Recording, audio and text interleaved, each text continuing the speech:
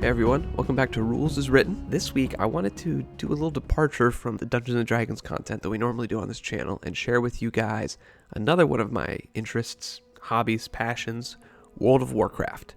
Specifically, I've been playing hardcore World of Warcraft quite a bit, and so today I wanted to take you guys with me on the quest for the Brushwood Blade. This is going to be the infamous Wetlands run, and we're going to need to get to Teldrassil and complete a quest to earn the Brushwood Blade. Before we get headed out, I met this great priest, Leanne, who hit me up with the Blessing of Fortitude, gave me a couple extra hit points, a lot of extra hit points actually, 10 extra stamina, another 100 hit points. This is going to help us a lot on the Wetlands run. And after quickly RPing and thanking the priest, we're headed to the Deep Run Tram. So the reason that I wanted this sword is because it's one of the only, or maybe even the only 3.0 speed one-handed swords you can find in the game. Plus, it's a quest that you can pick up as early as level 3. So it's really great for a low-level rogue doing Sinister Strikes, and most importantly of all, the number one reason is it sheaths on the back. So every time that I head towards Wetlands, I like to pick up this quest right here, the Lost Pilot. It gets you a pretty decent one-handed green melee weapon, whether you want to take the hammer or the dagger.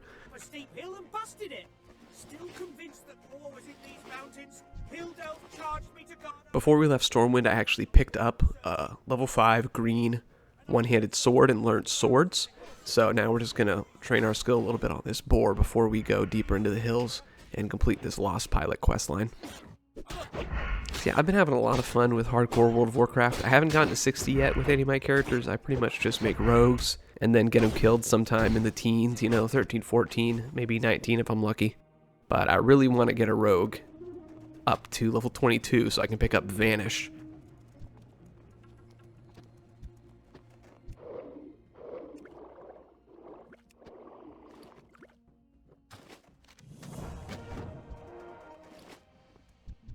Objective of this quest is to kill that bear, Mange Claw. Right here I tried to just pull the bear, but I accidentally pulled the bear and a snow leopard.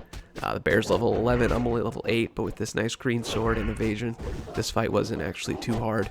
Then again, I went and pulled a leopard, another leopard too. Had to use one of my potions. I didn't want to use one of the lesser healing potions, so I just went ahead and used a minor one.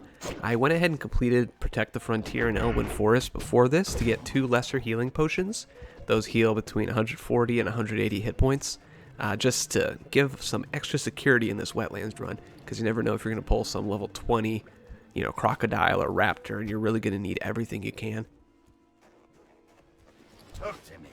Here there.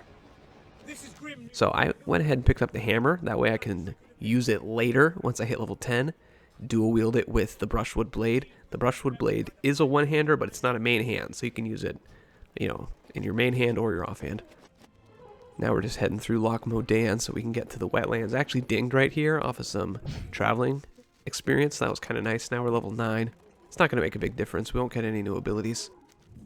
It's a little reckless trying this Wetlands run at level 8 as a rogue.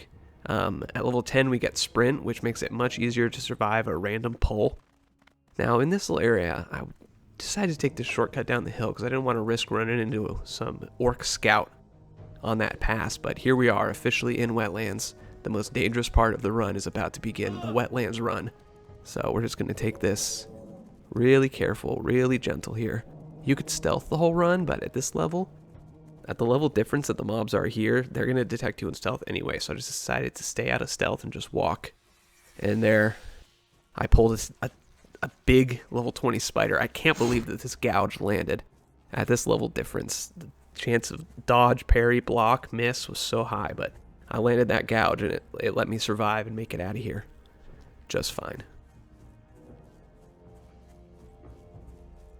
Excuse my voice, I've been sick all week, so I'm sounding a little congested, but yeah, I just threw a little bandage on here to get back to full health, and then it was time to hit the road again. I ended up walking by a couple of higher levels right here that were must have been coming from Menethil on their way to Ironforge. Hadn't had the flight path or anything yet, but this junction right here is where it starts to get really spooky. The swamps are close to the land. I just passed by that priest, and there I go. I pulled another Crocodile, got dazed again. Went for the gouge. Gouge did not land, but luckily I still have evasion in my back pocket and a lesser healing potion, so I can crack evasion, get my health back up to full, and just keep running. I can't believe how much dodges I got in a row here, because even with evasion, with that level difference, you're not getting as much dodge chance as you normally would against something of your own level. I got pretty spooked here, and I decided to throw into stealth, because on the left side of the road is when the raptors start becoming an issue. And then from behind me I heard KRK, the hero, the warrior, calling out that they'll protect me. So from here on out, we know that the Wetlands run is just going to be a breeze. I've tried this on another rogue in the past, and this bridge had an elder saltjaw crocolisk crawling around in the mud next to it. It was almost impossible to get by him without pulling his aggro, and that's actually where I ended up losing a level 11 rogue last time I tried this. So I decided, what the heck, now I'll try it with a level 8, now level 9 rogue. But, you know, thank God for this warrior showing up and giving me an escort.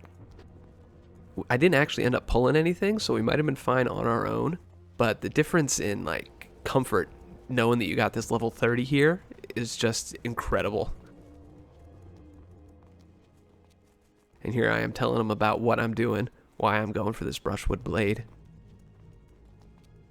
I don't think he was very impressed. I don't think he agrees that this was worth the trouble, but we're doing it for the experience. We're doing it for the quest. We're doing it for the goal.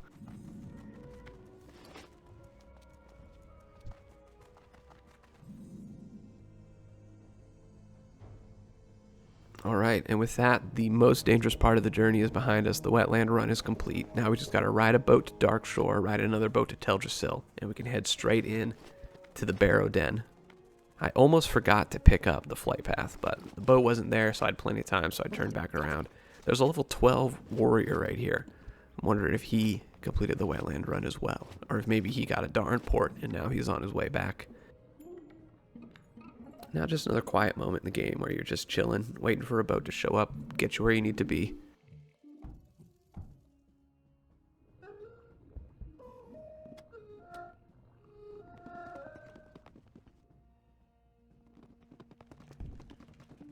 And I think my character deserves a rest at this point. Nearly eaten by a spider and a crocodile. I've run from Stormwind onto the Deep Run Tram, into Ironforge, all the way through Dun Moreau, the top of Loch Madon, and the entirety of the Wetlands. So we're going to give Kieran a little break here. I actually had to go put my toddler to bed at this point, so I ended up logging out on the boat here.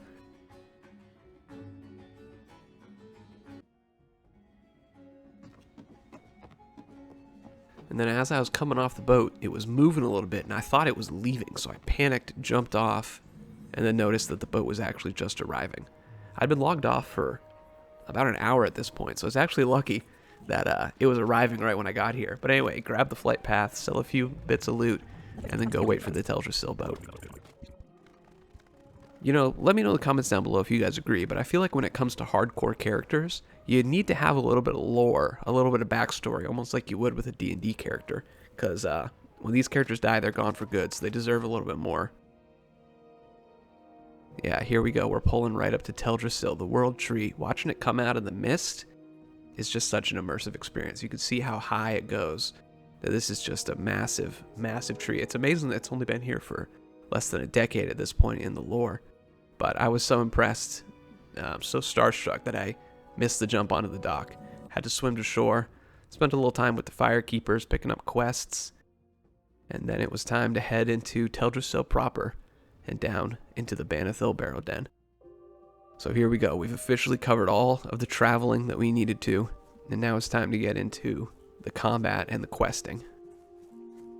I don't usually level night elves. I'm kind of a human purist. Not necessarily for the endgame content, just for the aesthetics. I really like playing as a human. It just makes me feel more immersed in my character when I log in. I see him on the screen. I feel like it's more of a representation of me. But I have leveled a Night Elf Hunter to 60, and, you know, it's still pretty fun. I've had a few Dwarf Paladins, too. I always like the idea of a Dwarf Paladin who used to be a Dark Iron Dwarf, you know, because you can select the skin tone on here, and you can make them look almost like a Dark Iron. So it kind of feels cool to be like, oh, I'm a reformed Dark Iron Dwarf. I serve the light. I think that's probably going to be a Paladin that I play again in the future here, but other than that, I'm just cutting through these Gnarl Pine. I haven't been in this barrow den in a long time. Like I said, the last rogue that tried to get here ended up dying in the wetlands, so I can't exactly remember where this quest giver is. But that's what's great about being a rogue. You can just get a little bit of stealth action going. Here I had a really big pull. 3 gnarl pines. Thankfully I had my potions on deck and evasion ready to go. So I was able to survive that fight. Rogues are a great solo class for surviving tough little fights like that. Rogue, Paladin, you can pull a nice bit of mobs and still survive, which is really nice. Warriors, it's rough. It's rough leveling a warrior. You pull 2 guys, maybe even 3 guys, and it's good night.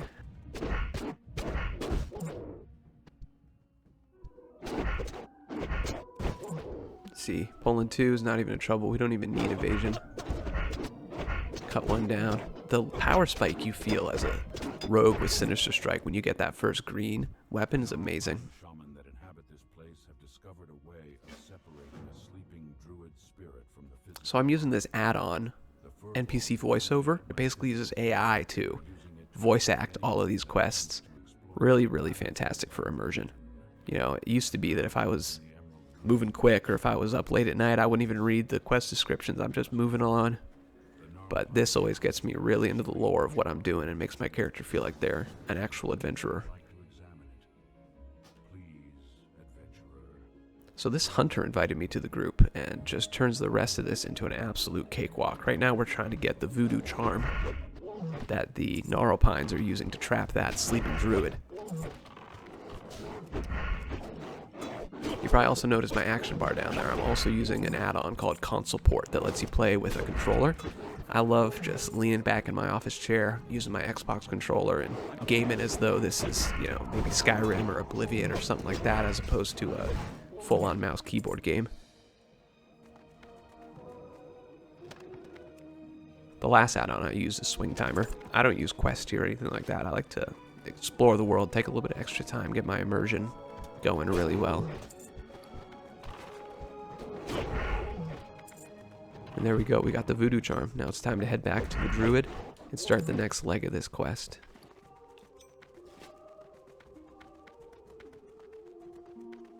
I went in and threw the text to the quest up here on the screen so y'all can follow along as you're listening to him do the whole reading, just in case that's something that appeals to you. I can sense the vile aura emanating from it. This is a very powerful enchantment. After examining this charm, adventurer, I see now what must be done. Please take it and do as I ask. You are to explore the deepest areas of the Banethil Barrow Den. There you will find my soulless body. Although I regret what I'm about to tell you, I see no other way to free myself from the control of the gnarl pine. In order for me to escape them, you must kill. Yeah, unfortunately, as you probably guessed, the only way to free this druid is to kill his physical body. With our hunter friend here, a level 11 hunter and a level 9 rogue, killing this level 10 mob is no problem. When you're soloing this quest, he's definitely handleable. He's even easier than, you know, 2 level 8 gnarl pines, but sometimes I wonder if they maybe should have made him an elite just to make it feel a little more dangerous. But if that's the case, he probably would be killing a lot of hardcore players, so it's a fine line to tread. And with that, we've completed our quest, and there, ready for our grasp, is the Brushwood Blade. I really, really want to pick this weapon up because it's sheaths on the back, and like I said, that 3.0 swing speed makes for some really, really hefty Sinister Strikes. Even if you have a weapon that does more damage and has more DPS, with that 3.0 swing speed and the additional attack power calculation that you're going to get from your agility and your level and things like that, this thing can be hitting even harder than some other weapons. Like that Carpenter's Mallet I picked up also does the same damage range, and this thing still hits harder than it. I've, you know, been playing this character for a few days after the recording of this video, and I can tell you that this thing is hitting harder than even some level 10 green weapons. I think they originally intended for this to be a two-handed sword. You can tell by the icon in your inventory and the noise that makes when you move that thing around in your bag. It doesn't have the little clink of a one-handed sword. It has like the chunky sound of a two-handed weapon. But yeah, with that, the quest for the Brushwood Blade has been completed. we're now free to return to Elwyn Forest with our Druid-blessed blade on our back and ready to continue defending Stormwind. So, yeah, I wanted to show you guys a typical adventure for a fresh hardcore rogue that I usually enjoy doing. If you guys want to see more World of Warcraft content like this, let me know in the comments down below. I've been having a lot of fun with hardcore WoW. If you want to see more adventures from this guy, Kieran, unfortunately you can't, as this character has died. But if you guys want to see me play more hardcore World of Warcraft, let me know. Thanks for checking out this video, and I'll see y'all next week.